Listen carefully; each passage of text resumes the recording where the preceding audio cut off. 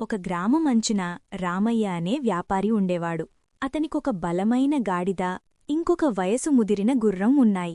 గుర్రం పని ఎంతిస్తే అంత చేస్తూ యజమానిని నమ్మకంగా అనుసరించేది. అయితే గాడిద మాత్రం చాలా సోమరి. పనంటే దాని కాళ్ళు కూడా ముందుకు కదిలేవి కాదు. తక్కువ భారమున్నా మొరపెట్టి నిలబడిపోవడం దాని అలవాటు. రామయ్య దానికి ఎంతో ప్రేమ ఉన్నా రోజురోజుకూ దాని సోమరితనం పెరుగుతూనే ఉండేది. ఒకరోజు రామయ్య ఇద్దర్నీ కలుపుకొని పట్టణానికి సరుకులు తీసుకెళ్లడానికి సిద్ధమయ్యాడు. గుర్రం మీద కొంచెం, గాడిద మీద ఎక్కువ బరువు పెట్టాడు. గుర్రం ఓపికగా లాగుతూ దారిలో ముందుకు నడుస్తోంది. కాని గాడిద మొదటి 5 అడుగులకే ఆగిపోయింది. ఇది చాలా బరువు, నేను నడవలేను అని అరిచినట్టుగా శబ్దం చేస్తోంది. వాడి తాళ్లు లాగినా, ముద్దాడినా, బెదిరించినా గాడిద కదలలేదు. చివరికి రామయ్యకు మార్గం లేక గుర్రంపై కొంత బరువు మార్చాడు. గుర్రం నిశ్శబ్దంగా స్వీకరించింది. దారిలో ముందుకు పోయే కొద్దీ చెమటతో గుర్రం శరీరం నిండిపోయింది. గాడిద మాత్రం తేలికగా నడుస్తూ అలసట లేకుండా ఉంది. గుర్రం మనసులో అనుకుంది, సోదరా, కొంచెం పని పంచుకుంటే ఇద్దరం సులువుగా చేసేవాళ్లం కదా, కాని మాటలాడలేను కదా. నిశ్శబ్దంగానే తట్టుకుంది.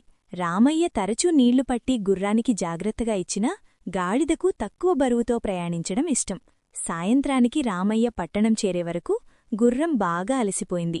గాడిద మాత్రం తృప్తిగా గడ్డి తింటూ సేదతీరింది. తిరిగి వచ్చే సమయంలో ఇదే పరిస్థితి. మధ్య రోడ్డులో గుర్రం అలసటతో కాళ్లు నిలబెట్టుకోలేక కూలిపోయింది. రామయ్య బాధపడి దాని భారాన్ని గాడిదపై పెట్టాల్సి వచ్చింది. ఈసారి మొత్తం బరువు ఒక్క గాడిదకే.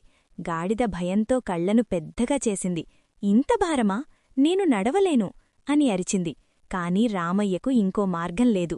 గాడిద ముందు ముందు అడుగుపెట్టింది. కాని 2వ మైలు కూడా ముగియకముందే భారం భరించలేక వణికిపోయింది. అప్పుడు రామయ్య కొంచెం కోపంతో గాడిదను చూస్తూ అన్నాడు, సోమరితనం మనకు ఏ రోజో ఇలాగే భారమవుతుంది. నువ్వు కలిసి పనిచేసి ఉంటే గుర్రం కూడా అలసిపోకుండా ఉండేది. ఇప్పుడు నీమీదే మొత్తం పడింది.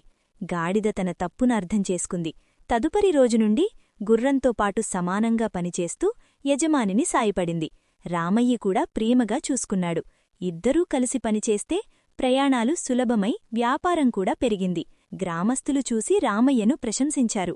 సోమరి కూడా మారిపోతాడు, కాని పాఠం నేర్చుకున్నప్పుడు.